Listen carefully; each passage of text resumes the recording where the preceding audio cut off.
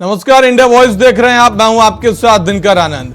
देश में अगले साल होने वाले आम चुनाव को लेकर सियासी बिसात बिछने लगी है। बीजेपी के नेतृत्व वाले एनडीए के खिलाफ विपक्ष की रणनीति क्या हो, इसे लेकर 23 जून को बिहार की राजधानी पटना में विपक्षी दलों की बड़ी बैठक है। लेकिन बैठक से पहले समाजवादी पार्टी के मुखिया अखिलेश यादव तमाम विपक्षी दलों के साथ निकटता दिखा रहे हैं, लेकिन उनका स्टैंड क्लियर होता नहीं दिख रहा है। ऐसे में विपक्षी एकता की बात तो 23 जून की ही होगी, लेकिन उत्तर प्रदेश के परिप्रेक्ष्य में इसको देखा जाए तो यहां विपक्ष का बिखराव साफ दिख रहा है। आज इसी पर करेंगे चर्चा। उससे पहले यह रिपोर्ट देखिए।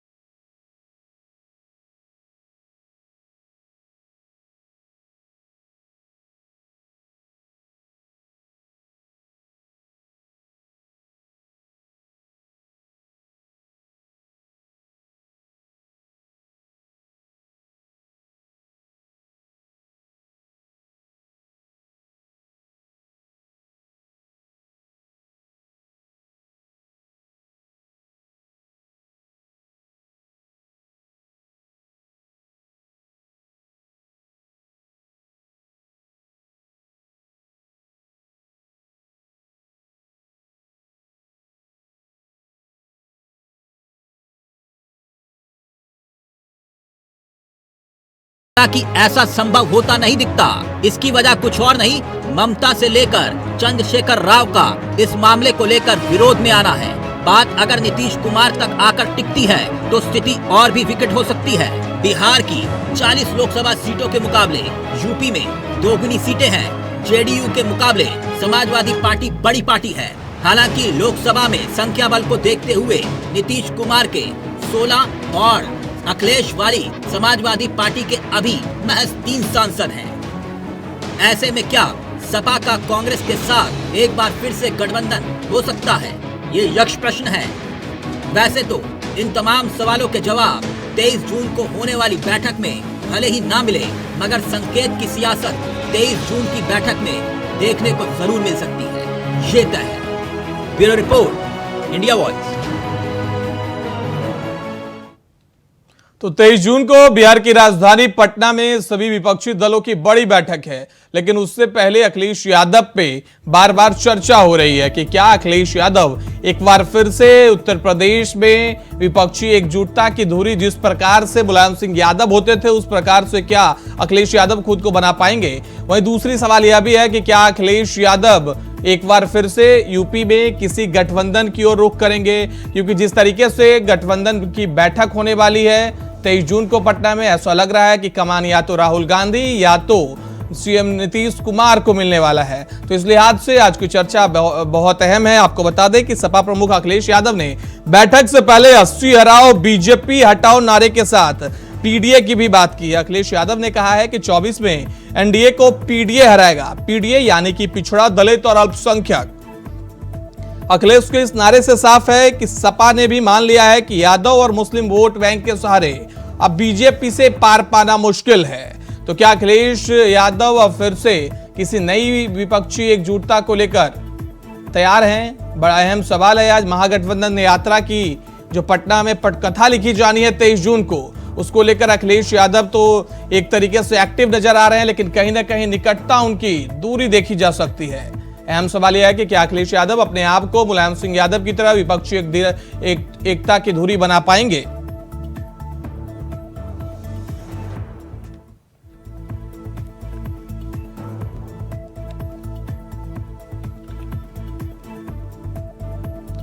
तो अखिलेश यादव एक बार फिर से विपक्षी एकजुटता को लेकर लगातार आगे बढ़ रहे हैं। हमारे साथ डॉक्टर सुनील कौशिक, राजनीतिक विश्लेषक, जुड़ गए हैं हमारे साथ। सर, बहुत बहुत स्वागत है आपका इंडिया वॉइस पर।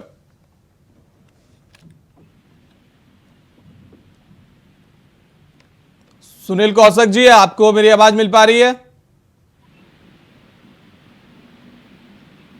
तो शौकत अली साहब हमारे साथ जुड़ गए हैं, समाजवादी पार्टी के नेता हैं। एनसीपी सिंह नेता बीजेपी हैं, हमारे साथ जुड़ गए हैं। सब तीनों का बहुत बहुत स्वागत है इंडिया वॉइस पर।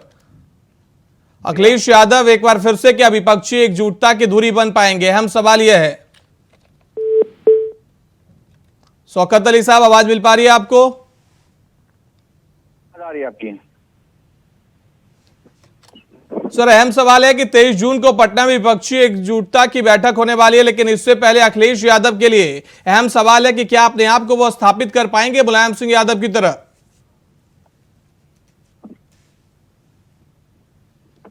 आनंद जी, आपकी आवाज साफ नहीं आ रही है। सर, आपकी आवाज आ रही है सर। आप बताइए, क्या अखिलेश यादव विपक्षी एकजुटता के अहम चेहरे हो सकते हैं? क्योंकि 23 जून को बैठक है और लगातार समाजवादी पार्टी कह रही है कि सभी विपक्ष एक साथ आए। आनंद जी, अगर विपक्ष एक साथ आ रहा है तो किसी को कोई परेशानी नहीं होगी जी।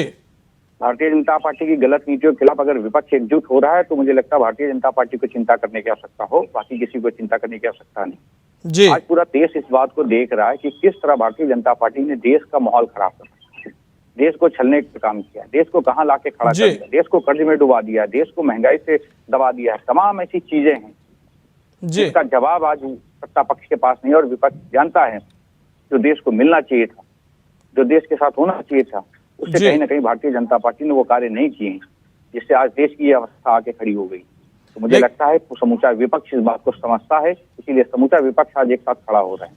जी, लेकिन शौकत अली साहब, अहम सवाल यह हो जाता है कि अखिलेश यादव और समाजवादी पार्टी मंचों से तो कहती है कि विपक्षी एकजुटता के लिए सब साथ हैं, लेकिन जब सीटें देने की बात होती है उत्तर प्रदेश में या विपक्षी एकजुटता के मंच शेयर करने की बात होती है तो अखिलेश यादव कहीं ना कहीं पीछे नजर आते हैं। कर्नाटक गए थे सर आप लोग? जी, देखिए, मैंने कहा ना, उत्तर प्रदेश की बात, उत्तर प्रदेश की 80 सीटों पे फैसला होना है। जहाँ समाजवादी पार्टी मजबूत है वहां समाजवादी पार्टी लड़ने का काम जी, जहाँ कोई अन्य मजबूत है उसे वहां लड़ाने का काम किया जी। विपक्ष के रूप में हमारी भूमिका है उसे हम स्वीकार करते हैं। अगर गठबंधन में कोई आता है हमारे साथ खड़ा होता है, जिसका ये मकसद होता है कि जो आज सत्ता में है, जो आज देश को बर्बाद करने का काम कर रहे हैं, देश में नौजवानों को बर्बाद करने का काम कर रहे हैं, जिनकी विचारधारा हमसे मैच करती है, जो हमारे साथ आके खड़ा होता है, अगर वो जानता है कि हम इनसे लड़ पाएंगे तो हम इनका स्वागत। तो क्या इसका मतलब यह समझा जाए कि राहुल गांधी के पीछे खड़े होने के लिए तैयार है समाजवादी पार्टी और अखिलेश यादव? मैंने आनंद जी बहुत साफ शब्दों में कहा कि जहां हमें ये महसूस होगा कि कांग्रेस अच्छा लड़ पाएगी, हम बिल्कुल सहयोग करने का काम करेंगे, और जहां हमें लग पाएगा कि कोई अन्य दल और अच्छा लड़ सकता है, हम उसका सहयोग करने का काम। तो सर, उत्तर प्रदेश में कितनी सीटें देने को राजी है सर कांग्रेस को? ये जनता तय करेगी, हम थोड़ी दें। सर, जनता कैसे तय करेगी सर? विपक्षी एकजुटता की बैठक 23 जून को होगा। अगर उस बैठक में अगर किसी चेहरे पे सहमति बनती है तो उस गठबंधन के तहत कितनी सीटें दे देंगे कांग्रेस को? इस बात को कहना भी थोड़ी जल्दबाजी है। इस बात को इसलिए मैं आनंद जी कह रहा हूँ कि पहले तो तय हो जाए, विपक्ष की बैठक हो जाए, उसके बाद तय होगा कौन कहाँ मजबूत लड़ पाएगा, तब तय होगा। इस बात को कहना बड़ी जल्दबाजी होगी कि कितनी सीटें दे रहे हैं, कौन कहाँ लड़ेगा, ये जल्दबाजी होगी जी। तो मतलब शौकत अली साहब अमेठी और रायबरेली तक ही कांग्रेस को सीमित रखना चाहते हैं। आप लोग तो हैसियत की बात करते हैं, जितनी हैसियत उतनी हिस्सेदारी उतनी सीटें।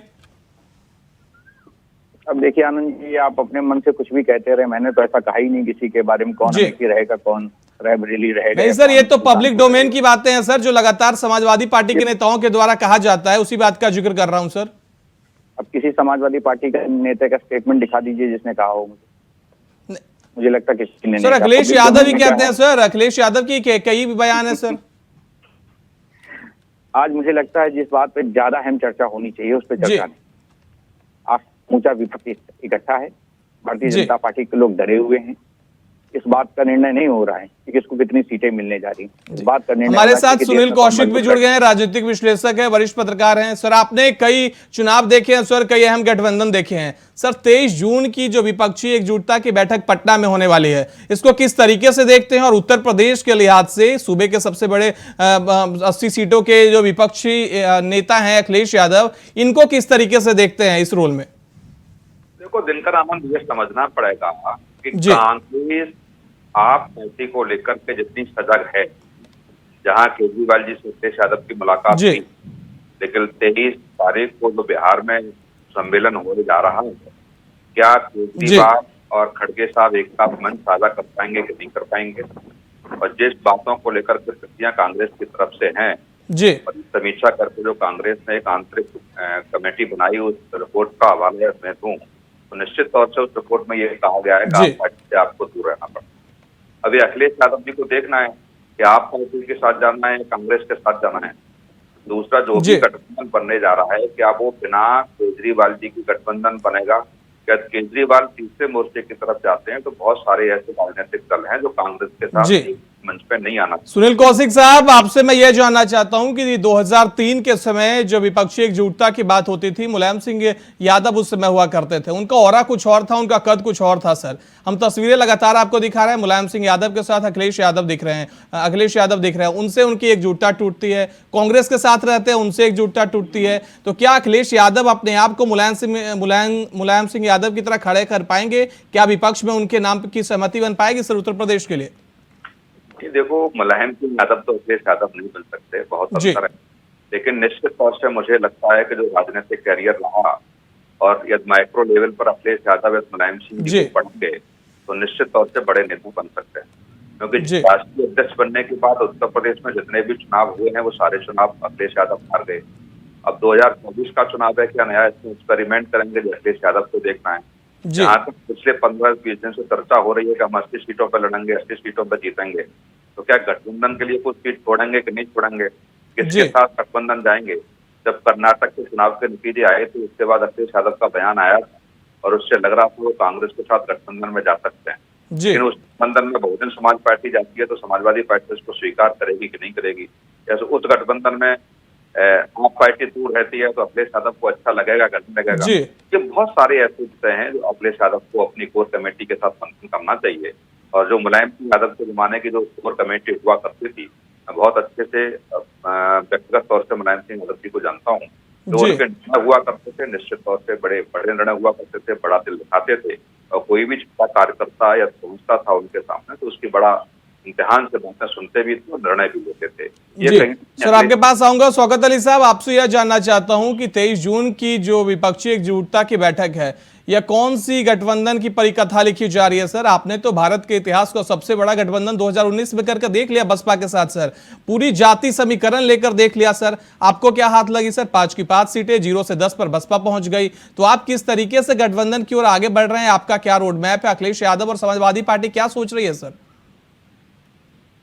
देखिए, इससे पूर्व में भी कई लोगों ने गठबंधन किए, समाजवादी पार्टी ने भी गठबंधन किए। हमने बहुत साफ तौर से पहले वाक्य में एक बात कही थी कि जो विचारधारा ये तय करती है कि आज जो भारतीय जनता पार्टी की सरकार से लड़ पाएगा, उनकी गलत नीतियों से लड़ पाएगा, उसका हम स्वागत करते हैं, उनको हम साथ आने का आमंत्रण देते हैं।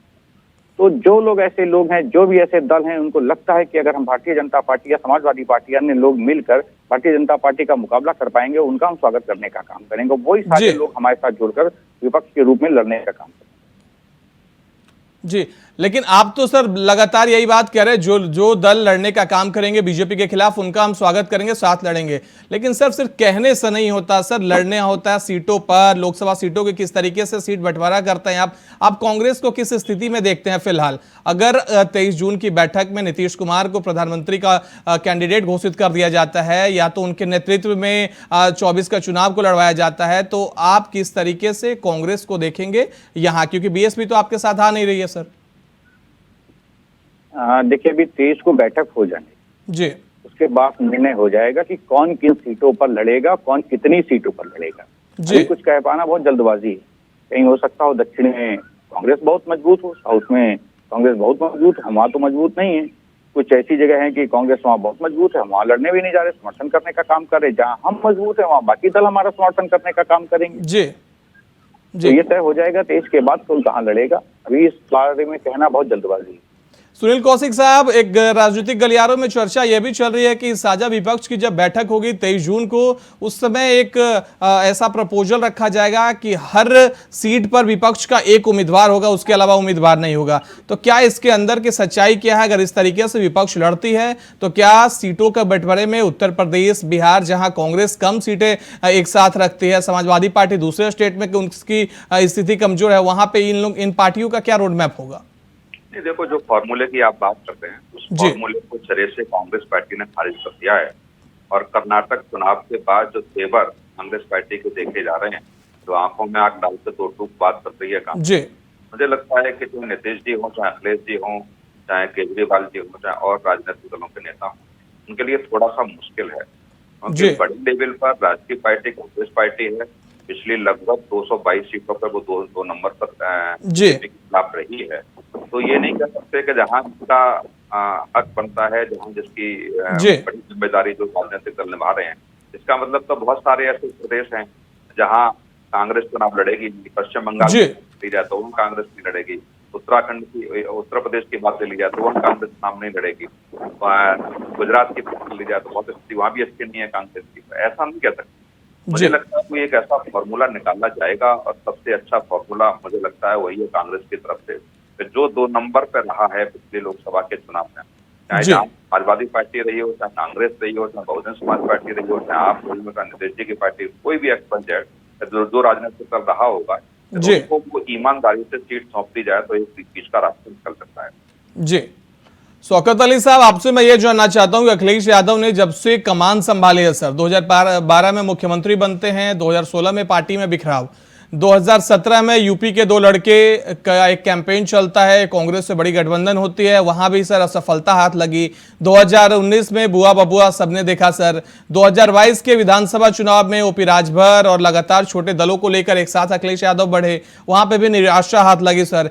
इस एकजुटता से आपका क्या महत्वाकांक्षा है कि इस एकजुटता में अगर हम सब साथ आएंगे तो Samajwadi party, proper Samajwadi party क्या हासिल कर लेगी सर?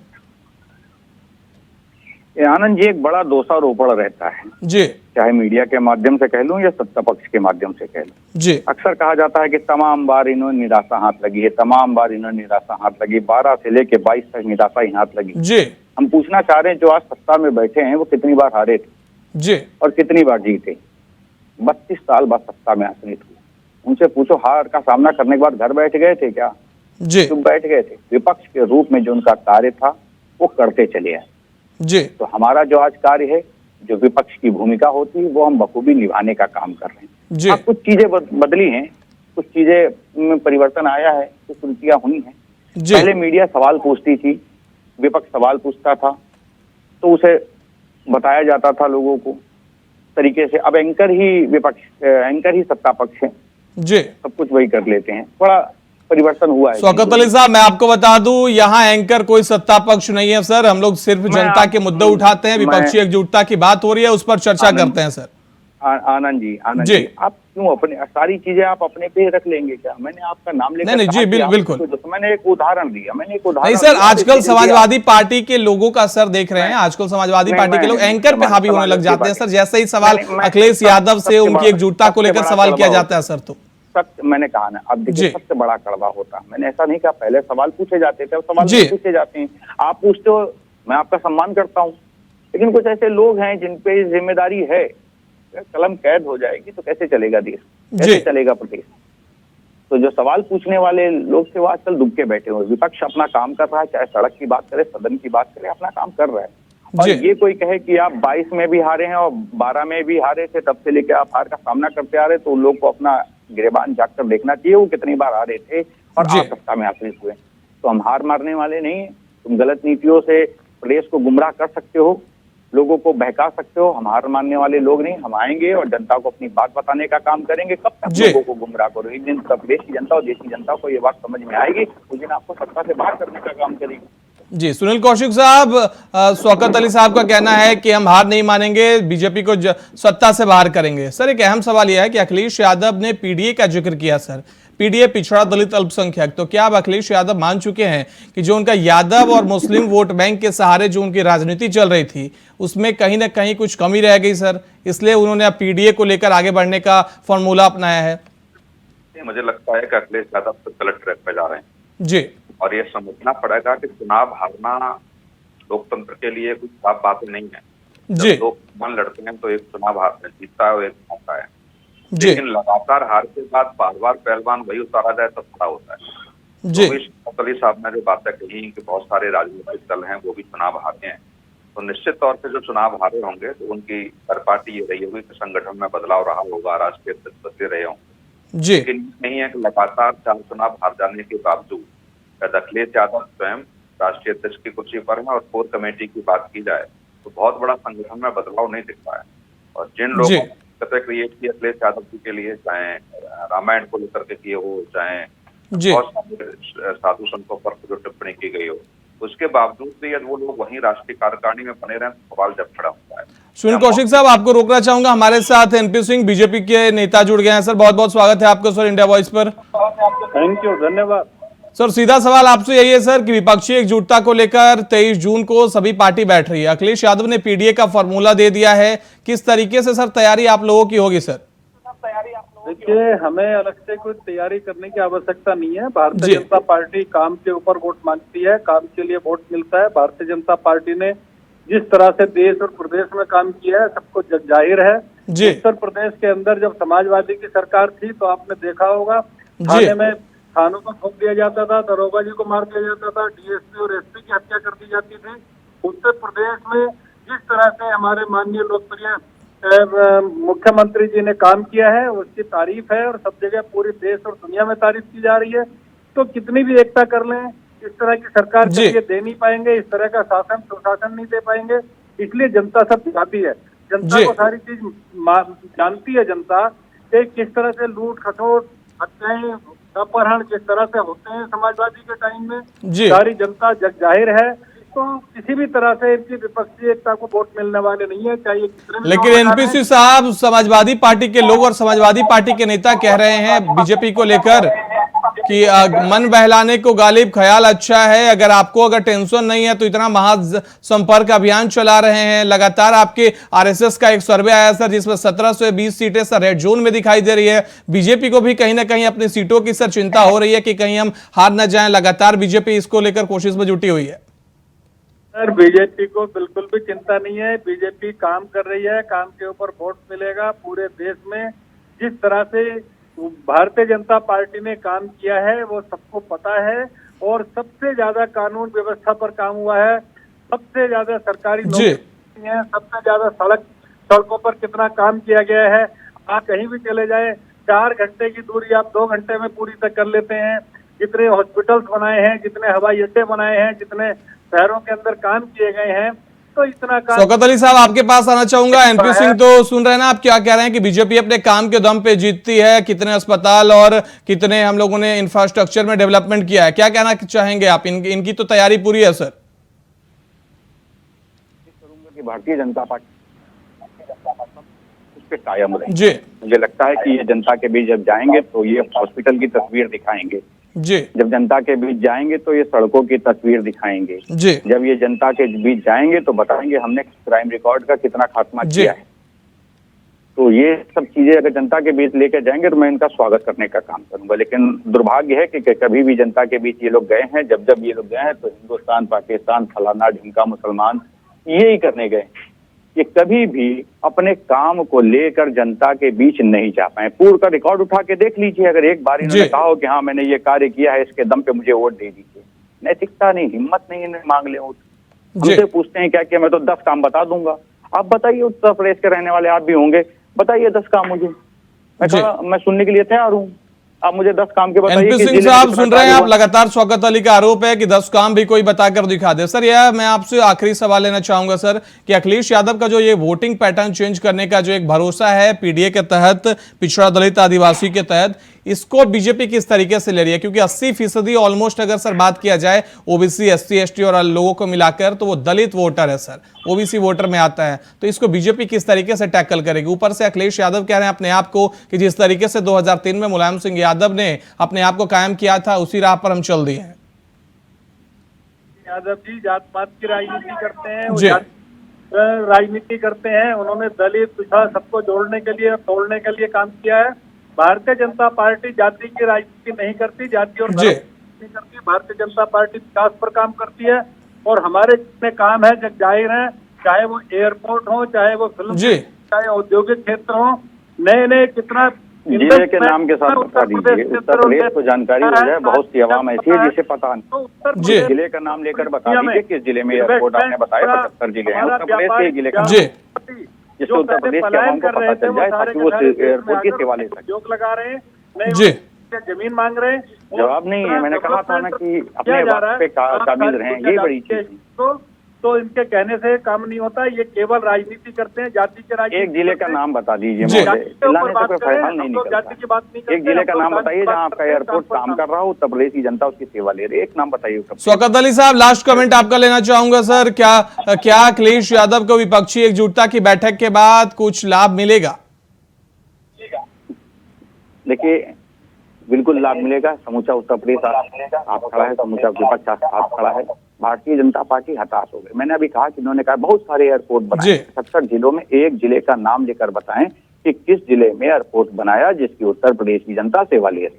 इससे बड़ा उदाहरण कुछ नहीं होगा भारतीय जनता पार्टी के लिए कि नाम नहीं लेंगे। आप 1 घंटे नहीं 4 घंटे डिबेट कर लीजिए, ये नाम नहीं होता। जी, आप तीनों का हमारे साथ जुड़ने के लिए बहुत बहुत धन्यवाद सर। एनपी सिंह, शौकत अली साहब, डॉक्टर सुनील कौशिक साहब, आप तीनों का बहुत बहुत धन्यवाद। तो अहम सवाल यह है कि 23 जून को विपक्षी एकजुटता की बैठक के बाद अखिलेश यादव और समाजवादी पार्टी के हाथ क्या लगने वाली है? क्या अखिलेश यादव अपने आप को विपक्षी एकजुटता की धुरी बनाने की जो कोशिश है उसमें अपने आप को संभाल पाएंगे, उसमें अपने आप को एकजुट कर पाएंगे? बहुत बहुत धन्यवाद हमारे साथ जुड़ने के लिए।